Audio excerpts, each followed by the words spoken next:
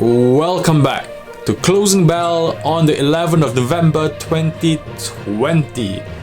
Did I tell you the market was confused and also crazy at the same time?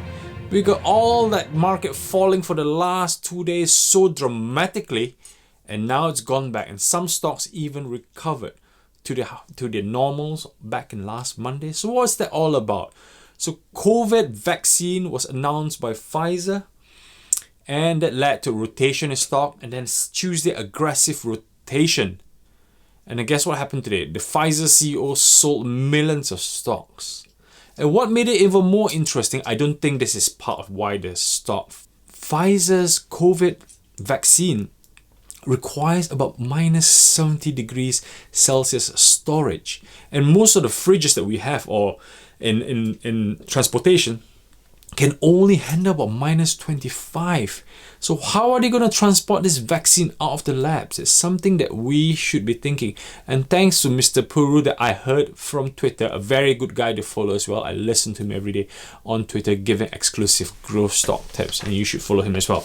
E-commerce has revived. When I say e-commerce, what do I mean? It's not just Amazon, Etsy, Baba, eBay. I'm talking about, e-commerce payment. I'm talking about PayPal. I'm talking about Agent. I'm talking about Square. I'm talking about Pinterest for social media. I'm talking about the storage company that stores all the warehouses, the REITs. I'm talking about logistics. I'm talking about UPS. I'm talking about Royal Mail delivery.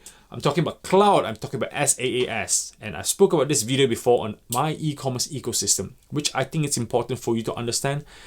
End of the day, I don't care if it's vaccine or no vaccine. If it drops again tomorrow, I'll still buy. Why? Because that's the way we shop now. We want to go online to buy stuff before Christmas. We want to go for bargains. We're not rushing for Christmas Boxing Day sales anymore. So things have changed. So like during the drop, I was confident enough to go and buy PayPal and Square. Like I said, the market is confused. The news are just absolutely bull. Okay, so only one thing that you have to think of eventually when everything gets back to normal again, it could be 6 months, it could be 12 months. The growth might slow down, the revenue growth might slow down, the momentum will slow down, so we not get explosive increase in stock share price. But all I can say is people buying online tomorrow will be more than people shopping online yesterday.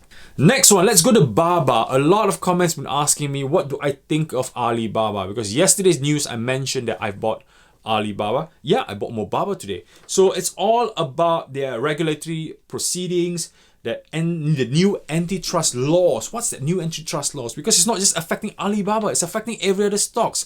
Tencent, JD.com, Meituan Tuanping, like every tech stocks that's involved with some form of service and sales are just dropped in price more than 8 to 10% today.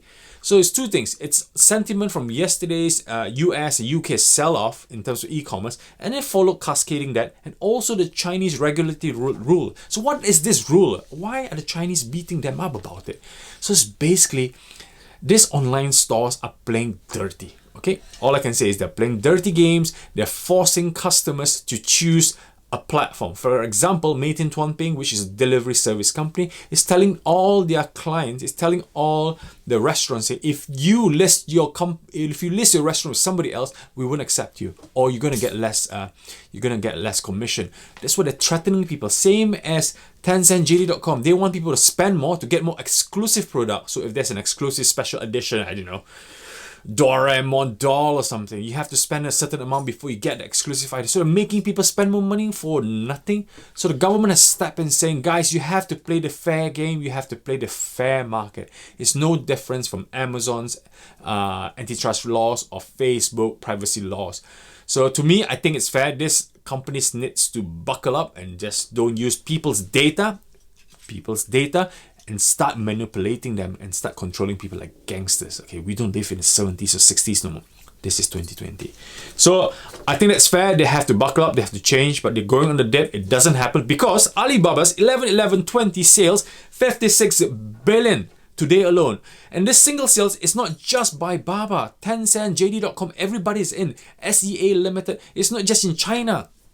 Folks in Japan, folks in Taiwan, Asia, Philippines, Indonesia, they're all going crazy about this 11/11/20 that Jack Ma started. So the Christmas next coming earnings will be blown away. And this will reflect the numbers for our Christmas earning for the Western countries like UK and US. Think about Amazon, Etsy. The numbers will blow. If Chinese are blowing the numbers away, it's going to cascade across Western because the way we shop have changed. Okay. So next two news that I want to share that I brought it up today is I just want to say buy Nvidia and Apple. I might produce a specific video, but I just want to tell it in advance. Buy Nvidia and Apple. Apple yesterday revealed a new laptop chip, M1 chip, which is produced by ARM processor, which is bought out by Nvidia. God, that's a mouthful.